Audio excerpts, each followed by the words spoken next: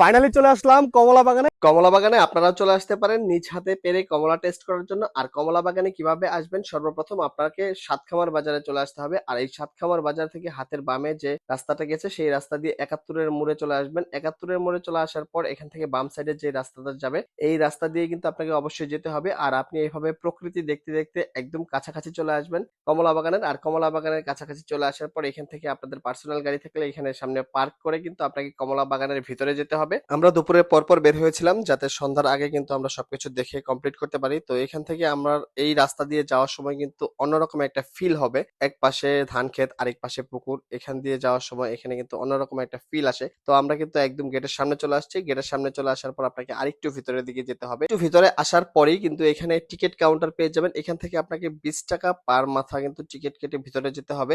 আগে কিন্তু 30 টাকা ছিল, এবছর 10 টাকা কমিয়ে 20 টাকা করা হয়েছে। আর 10 বছরের নিচে কোনো বাচ্চাদের কিন্তু টিকিটের প্রয়োজন হয় না। তো এখান থেকে আমরা 4টা টিকিট কিনে নিলাম, যেহেতু তাসনিমের টিকিট লাগবে না সেই কারণে 4টা টিকিট কেটে তারপর কিন্তু আমরা ভিতরের দিকে যাব। আমাদের টিকিট কাটা কমপ্লিট। তো এখন আমরা ভিতরের দিকে যাব। আর ভিতরের দিকে যেতে যেতে কিন্তু অনেক প্রজাতির চারা গাছ আমরা দেখতে পেয়েছি। আম রয়েছে, আরো বিভিন্ন ফলের গাছ কিন্তু এখানে রয়েছে। তারা কিন্তু চারাও বিক্রি করে থাকে। বাগানের ভিতর ঢুকতেই আমরা এখানে মালটা গাছ দেখতে পাই আর কিছু কমলা গাছ দেখতে পাই। এগুলো দেখে কিন্তু পুরাই হতাশ হয়ে গিয়েছিলাম।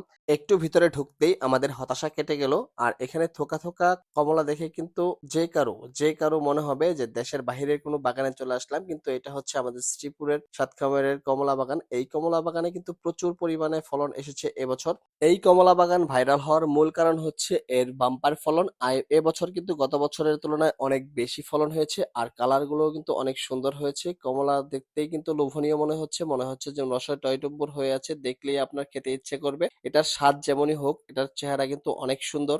ফাইনালি চলে আসলাম কমলা বাগানে। আর এই কমলা বাগানে আসতে হলে অবশ্যই আপনাকে আমাদের গাজীপুরের শ্রীপুরের সাতখামার বাজারে আসতে হবে। এই কমলা বাগানে আসলে কিন্তু আপনি নিজের হাতে পেরে আপনার সুন্দর সুন্দর এই যে দেখতে পাচ্ছেন যে চায়না কমলা থেকে শুরু করে সকল ধরনের কমলা কিন্তু পেয়ে যাবেন। আর এখানে কমলা গুলো হচ্ছে দেখেন একদম টইটম্বুর, রসে টইটম্বুর মনে হচ্ছে।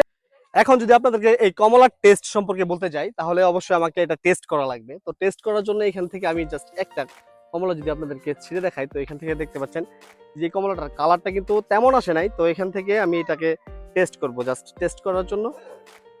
এখানে দেখেন, তো আমার ক্যামেরাম্যানকেও একটা দিচ্ছি। এটা হচ্ছে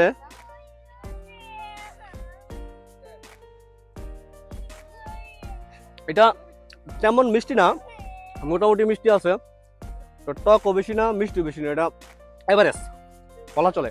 আর যেগুলো পাকবে সেগুলো হয়তো বা মিষ্টি লাগতে পারে, যেগুলো দেখেন এখন কিন্তু কাঁচা আছে। তাই আপনাদেরকে বলি, নিজের হাতে যদি কমলা পেরে খেতে চান এবং কমলা বাগানটা ঘুরে দেখতে চান, অবশ্যই আপনার ফ্যামিলি মেম্বার নিয়ে চলে আসতে পারেন সাতকামারের এই কমলা বাগানে। আর এই কমলা বাগানে আসলে কিন্তু আপনার মনটা ভালো হতে বাধ্য। আপনি যদি এখান থেকে কমলার চারা কিনতে চান, কমলার চারা কিনতে পারবেন, প্লাস হচ্ছে এখান থেকে কমলাও কিন্তু কিনে নিয়ে যেতে পারবেন। তাদের সাথে কথা বলে এখানে কিন্তু তারা বিক্রি করে একটা নির্দিষ্ট প্রাইজে, সেই প্রাইজ অনুযায়ী কিন্তু আপনি এখান থেকে আপনার ইচ্ছা মতো আপনি নিজের হাতে পেরে কিন্তু কমলা নিয়ে যেতে পারবেন। সম্পূর্ণ বাগান ঘুরে ঘুরে দেখার পর আমার কিন্তু অসম্ভব ভালো লাগছে। আপনি যদি এই পরিবেশটা আর এই সৌন্দর্যটা দেখতে চান তাহলে অবশ্যই এই বাগানে চলে আসতে পারেন। বাগানের লোকেশনটা কিন্তু আমি ভিডিওর ফার্স্টে বলে দিয়েছি।